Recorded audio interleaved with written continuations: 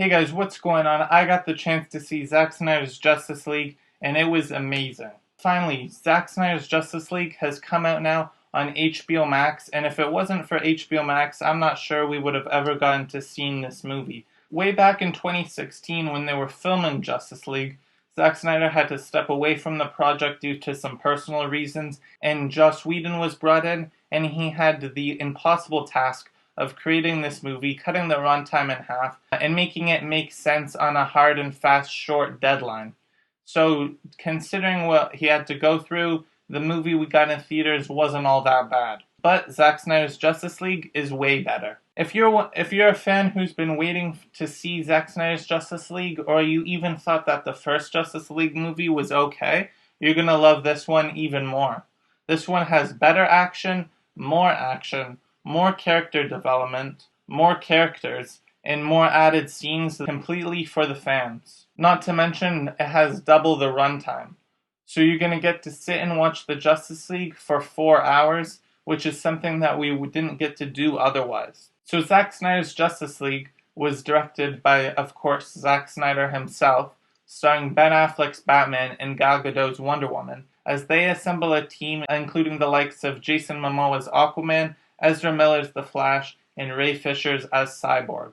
Some of the added and improved action sequences really lie in the mascara. I thought that the Themyscira sequence where they fight Steppenwolf was way better. I also thought that the sequences of the Justice League fighting Steppenwolf together at the end was also a lot better and cooler. I liked Superman more. The characters just felt like they worked better together, and the movie made more sense. I personally loved the addition of the nightmare scene at the end, and I'll talk about that a little later. But first, I wanted to touch on the fact that this movie fleshes out Aquaman, Flash, and especially Cyborg.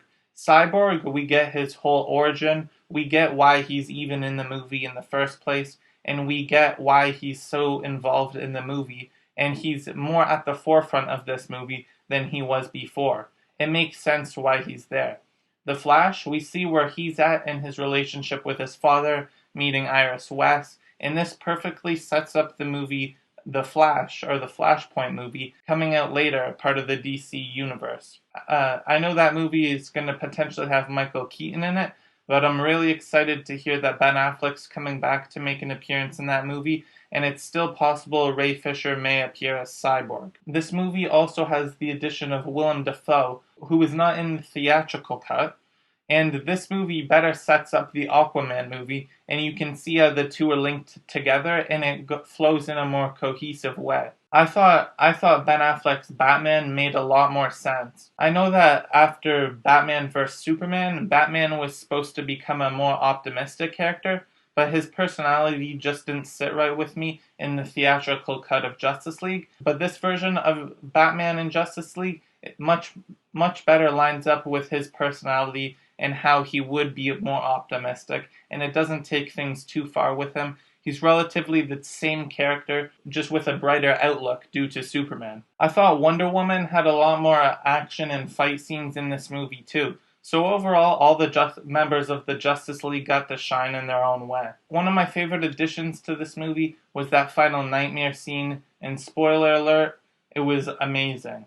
Now that's not really a spoiler, but I'm going to spoil it now. One of my favorite additions to Zack Snyder's Justice League movie was that final nightmare scene.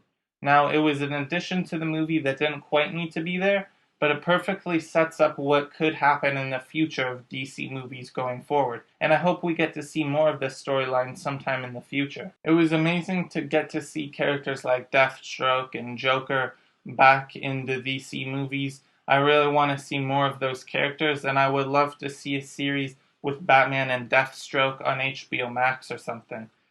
Overall, I'm more interested now in what Zack Snyder has to offer with the Justice League and those characters, especially with Batman, and it'll be interesting to see what Warner Brothers has planned and what's going to be going forward with DC movies in the future. One of the characters that were added to this movie, besides Deathstroke and Joker, which I was really excited about and surprised to see, was Martian Manhunter. Now, he makes 2 appearances in this movie, and it looks like Zack was trying to set up Martian Manhunter joining the Justice League and being in the Justice League going forward, possibly for a Justice League sequel, where it looked like they might be facing off against Darkseid, at least at some point. Now, it'll be interesting to see if Zack Snyder was going to explain why Martian Manhunter hadn't joined the Justice League sooner.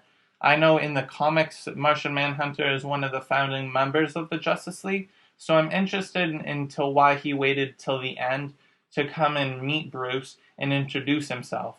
I hope we see Martian Manhunter going forward with the DC movies, and I hope we get to see more of Zack Snyder's vision. If you're a fan of Zack Snyder's work and you've been waiting to see this movie, you're gonna love it with the better action, more character development, and great added scenes and added characters. This movie is gonna be for you. If you like this video, make sure to subscribe to see more, and I'll see you guys next time.